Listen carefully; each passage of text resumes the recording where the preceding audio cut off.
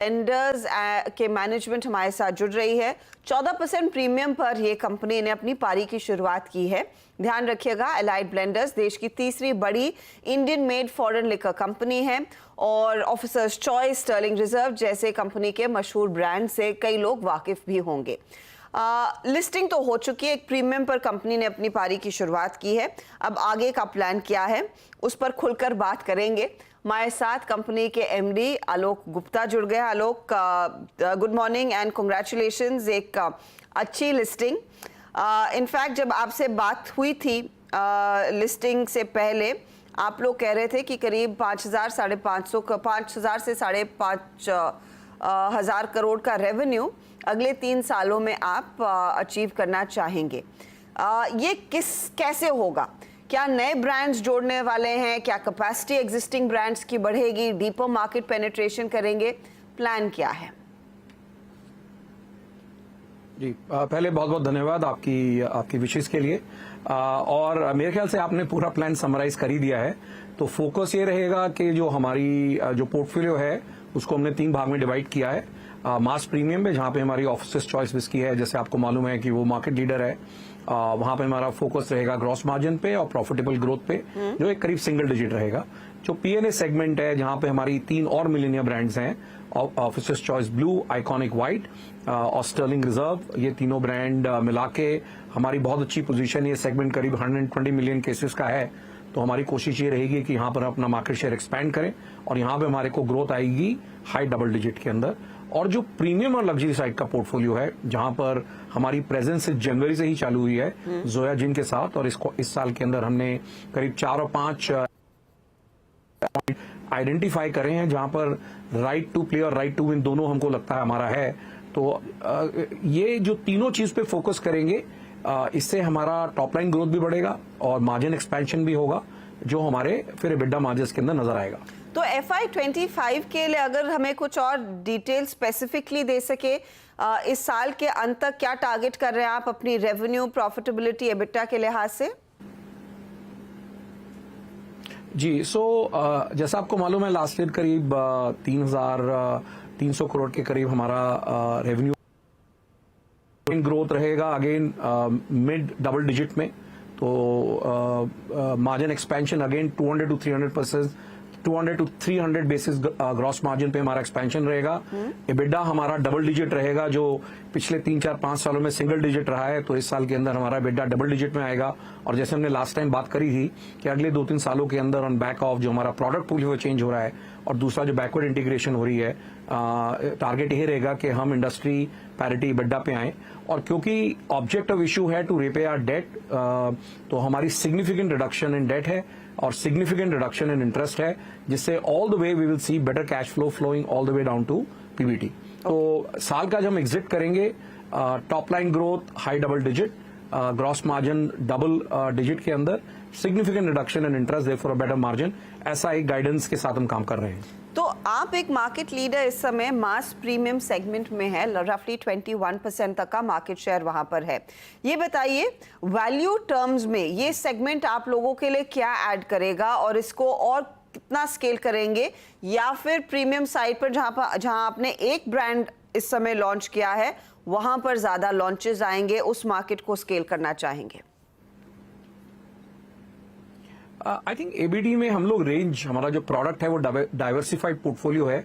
तो हमारी स्ट्रैटेजी है विच इज मास प्रीमियम पे ग्रो करेंगे सिंगल डिजिट, मगर फोकस रहेगा प्रॉफिटेबल स्टेट्स पे, फोकस रहेगा ग्रॉस मार्जिन जो हमारा करीब 40% के आसपास है, फोकस रहेगा कि वहां पर हम ग्रॉस मार्जिन अपना रिटेन करें और उसको ग्रो करें। अब 50% of our revenue comes from Officer's Choice, mass premium segment जिसको हम बोलते हैं। तो हमारी स्ट्रैटेजी या रणनीति हमारी बड़ी सिंपल है कि focus on profitable growth and focus on retaining gross margin.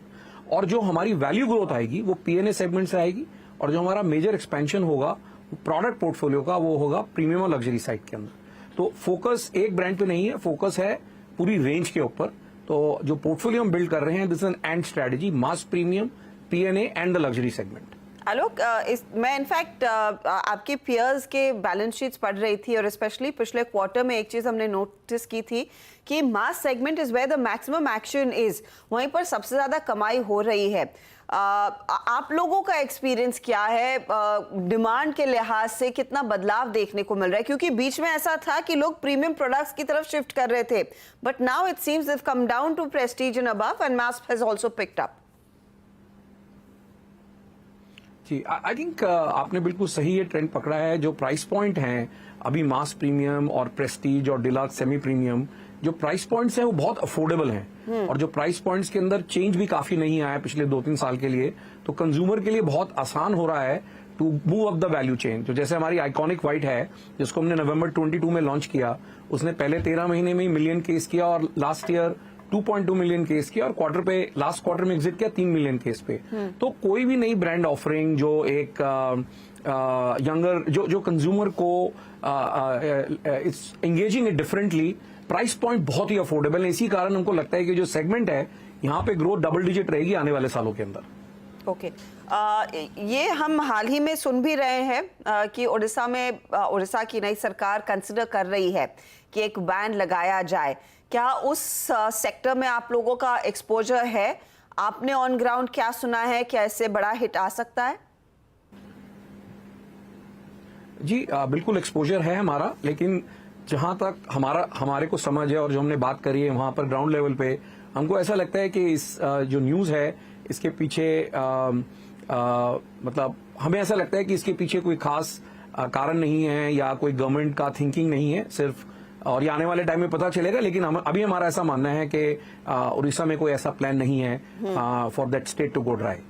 और गोइंग फॉरवर्ड प्राइसेस की सिचुएशन क्या रहेगी? आपने जैसे मेंशन किया कि ज्यादा बदलाव नहीं हुआ है, लेकिन तेलंगाना स्टेट में इंडिकेशंस आ रहे थे कि शायद प्राइस हाइक्स आते हुए दिखाई दे सकते हैं। क्या आप तैयार हैं और ऐसे कुछ प्राइस हाइक्स आगे देखने को मिलेंगे? जी देखिए, पॉलिसी सब स्टेट में ऑलरेडी अनाउंस हो चुकी है, तो जहां जहां प्राइस हाइक होना था वहां हो गया है। लेकिन वी आर हियरिंग कि तेलंगाना के अंदर कुछ मिड प्राइस पॉलिसी चेंज होगा। Will be of course very happy. Telangana हमारी बहुत बड़ी मार्केट है, करीब 30% सेल हमारे, हम लोग 10 मिलियन केसेस वहां करते हैं, हमारी डिस्टिलरी वहां पर है। तो अगर वहां कोई भी प्राइसिंग हाइक होगा तो हमको उसका बहुत फायदा होगा। तो we will welcome it the price hike, but the jury is out. जब तक नई पॉलिसी नहीं आएगी इसके बारे में निश्चित तरीके से कुछ नहीं कहा जा सकता। ओके, आलोक, फाइनली जो प्रीमियम मार्केट में आपने एक जिन लॉन्च की है, क्या ऐसे और प्रोडक्ट्स हम देखेंगे लॉन्च होते हुए, specially to cater to the premium segment in the near future?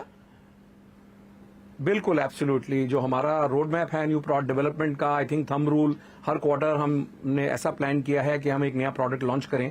तो लास्ट पूरे साल में टीम ने मेहनत करके 4-5 नए प्रोडक्ट बनाए हैं, जिसमें सोया का लॉन्च हुआ है। And going forward, participating in the Scotch whisky segment, participating in luxury whisky segment, participating in luxury vodka segment. आप एबीडी की तरफ से आप देखेंगे कि नई product launches quarter on quarter हम लोग अनाउंस करेंगे। बहुत बहुत शुक्रिया। और आपका स्टॉक आज तो 14% के हाई पर है, तो वहां पर एक्शन जरूर देखने को मिल रहा है। Good luck to you and all the very best. Thank you so much, बहुत बहुत धन्यवाद। स्टॉक आपके सामने करीब 320 पर ट्रेड करता हुआ। चलिए लेंगे एक छोटा सा ब्रेक के बाद